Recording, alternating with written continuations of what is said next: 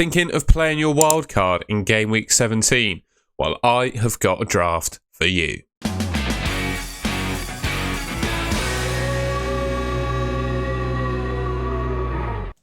Starting off then with the goalkeepers and defence, I've gone with Martinez in goal. I think Villa's home form, nothing to be sniffed at, and I think they've been playing really well defensively in recent games. Obviously, back-to-back clean sheets against Man City and Arsenal, although I'll talk about him in a second. Trent Alexander-Arnold, I think, probably the best defender in the game at the moment, although he does put you back a lot of money. 8.2 million at the moment, but you'll see, when we get later on in the draft how I'm able to afford him. Man United at home in Game Week 17, I think he could well get some attacking returns and keep a clean sheet in that one. Little bit nervous of the Arsenal game in Game Week 18, but I mean, ultimately, it's one fixture in a long-term run I'd expect you to keep Trent Alexander-Arnold in this draft for. So for that reason, I wouldn't be too worried about it. I think he could well get some attacking returns in that game, and, absolutely wouldn't rule out a Liverpool clean sheet, although I'd say it's unlikely. Then Burnley in Game Week 19 is a fantastic fixture. Another clean sheet potential of attacking returns there. Pedro Porro and Udogie, you can see Udogie there on my bench. I've just gone for the Spurs double up because I really like them, basically. There's no other Spurs players that I really fancy going for in FPL at the moment, so it makes sense, in my opinion, well, at least defensively, to go with Porro and Udogie. There is one other Spurs player that I do fancy. That's a bit of a lie. You'll see him in a second, but Porro and Udogie, I think, make perfect sense. Both absolutely bombing forward in the Ange Postecoglou system.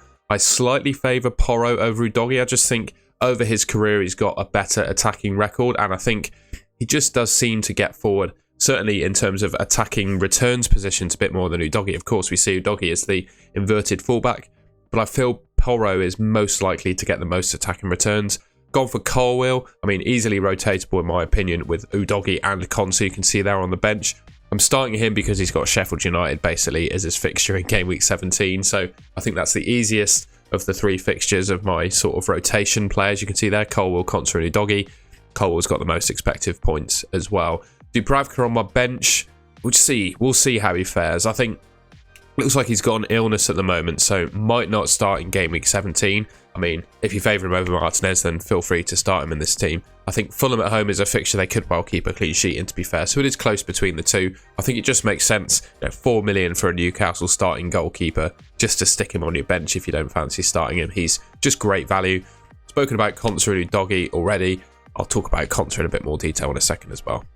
Right, then Martinez in goal. I just feel Villa in amazing form at home at the moment, and there aren't really many teams that are keeping a good amount of clean sheets at the moment. So Villa are definitely amongst one of the stronger defences in the last few game weeks at least. They've got back-to-back clean sheets now at home against Arsenal and Man City.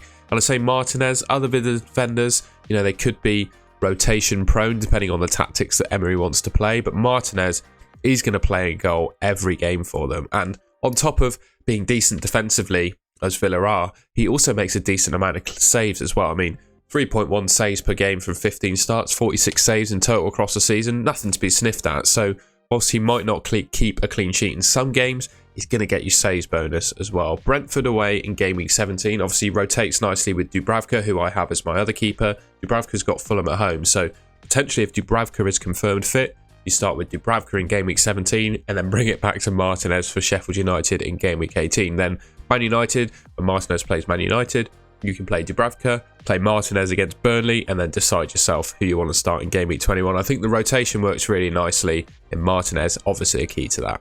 I really like Ezri Konsa as an option as well. Alongside, I will give respect to Pau Torres as well, but I do feel Ezri Konsa just has an edge over him. Basically, he's the cheapest starting Villa defender, started every game for Villa in the league so far, playing at right back as well, and he does seem to get forward in that position. He's got 1.4 expected goals so far this season, hasn't actually netted one yet, but I think that shows some promise that he's got a decent amount of attacking returns in his locker this season.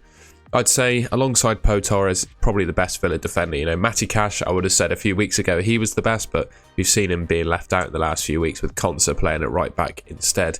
So yeah, just feel like Konsa is probably the best Villa defender. And, we're at a bit of a shortage at the moment, I think, of good, cheap defenders with good clean sheet odds. And I think with the fixtures they've got coming up, barring a couple, Villa are right there.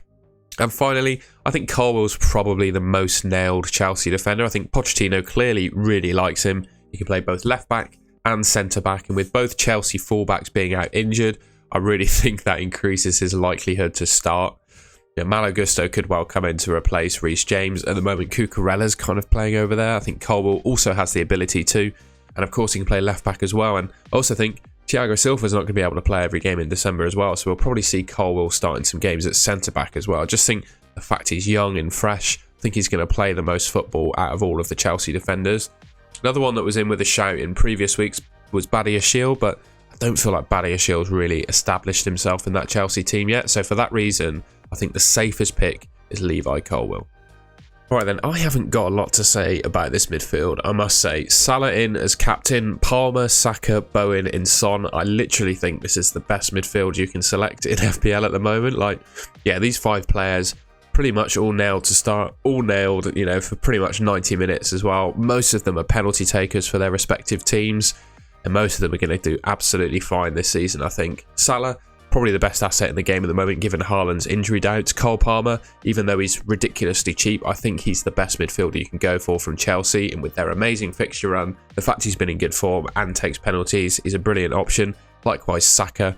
It's actually 9 million at the moment. I've got him in there at 8.8 because that's the value he has in my team. Brighton, Liverpool, and West Ham. I wouldn't rule him out scoring in all of those games. Jared Bowen's just absolutely nailed for West Ham, and regardless of the opposition that he plays against, he seems to get chances against everyone. So Man United and Arsenal, on paper, relatively tough fixtures. I think he could well score in both those games. And then Heung-min Son, I mean, I don't need to say any more about him. Nottingham Forest, Everton, and Brighton the next 3. I mean, games that he could well score in as well. Like, I haven't got any player profiles on these guys because I just think they're such solid options and the probably 5 best midfielders in the game. Now, in order to pick the 5 best midfielders in the game, I've had to go a bit light up front and, of course, go without Erling Haaland. I think with the fact that he's an injury doubt going into Game Week 17, will of course blank in Game Week 18 because he's off to the Club World Cup in Saudi Arabia. A couple of weeks where Haaland's not playing. I think if you're on your wildcard, it makes perfect sense to go without him because you don't need to spend additional transfers to sell him. You just need to bring him back when he becomes available. And potentially Trent Alexander-Arnold, downgraded to another defender, could be your route back to him, of course, upgrading either Solanke or Watkins, depending on what you fancy. But yeah, Solanke, I just think, is a fantastic option. I'll talk about him in a second. Ollie Watkins, I mean, Brentford, Sheffield United and Man United, I think you could easily see him scoring in both of those games. And I've gone for Semenyo as my bench option as a forward as well. I think 4.6 million, starting relatively regularly for Bournemouth. Little fact about Bournemouth that's been doing the rounds. Across the last 5 games, Bournemouth are the top team in the league for expected goals. And obviously Semenyo is a key part to their forward line, so it makes sense to go with him. I think this team, well, looks really nice, and I'll talk about Solanke now.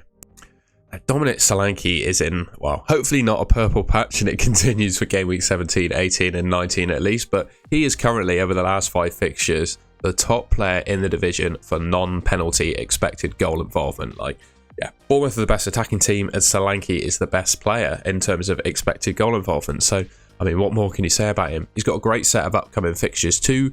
Luton, Nottingham Forest and Fulham. I mean, 3 fixtures. Bournemouth could easily score multiple goals, and of course, Solanke being involved in them too. He's nailed to start for Bournemouth, absolutely nailed on as their number 9 and clearly their penalty taker.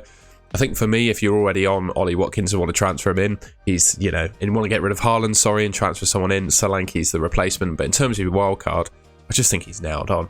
16 starts, 8 goals, 1 assist. He's had some pretty tough fixtures to deal with so far this season as well. I think that's a great set of returns for a player of this value. We've seen in the last 5 game weeks just how well and Bournemouth are playing and how well he's playing too. So I think with those 3 coming up, he's a really nice option. And just a little summary of the full team. I won't go through any players in more detail. Just want to talk about the money in the bank with this team. I've left a question mark there basically because I've built the team in draft towns. You can find them in the link in the description. But the way this team looks is it's based on the value that players have in my team. Now, I've done pretty well this season from a budgetary perspective. So a lot of these players appear cheaper on this screen than they will for you to buy them. But in my personal bank here, I've got over $1 million. So I think regardless of the financial position that you're in FPL at the moment, you should be able to afford this team. So yeah, left a bit in the bank from my budget perspective, but I think that should enable pretty much anyone to build this team. And a pretty nice team it is. 72.7 expected points in Game Week 17. And I think it sets you up really nicely for future game weeks as well. As I said, if you want to get Haaland back, I think you really need to look at selling Son or Trent in order to do that. But I don't think it's outside the realms of possibility. And I also think certainly over the next 2 or 3 game weeks. Salah's the best captain anyway, so going without Haaland, definitely feasible. Alright, and that's the end of the video. I hope you enjoyed that. Let me know in the comments what you think of that team, if there are any players you take out or put in. I'd be interested to know. If you enjoyed the video, please leave me a like rating, subscribe to the Golden Goal channel, which should be just there, and I'll catch you in my next video.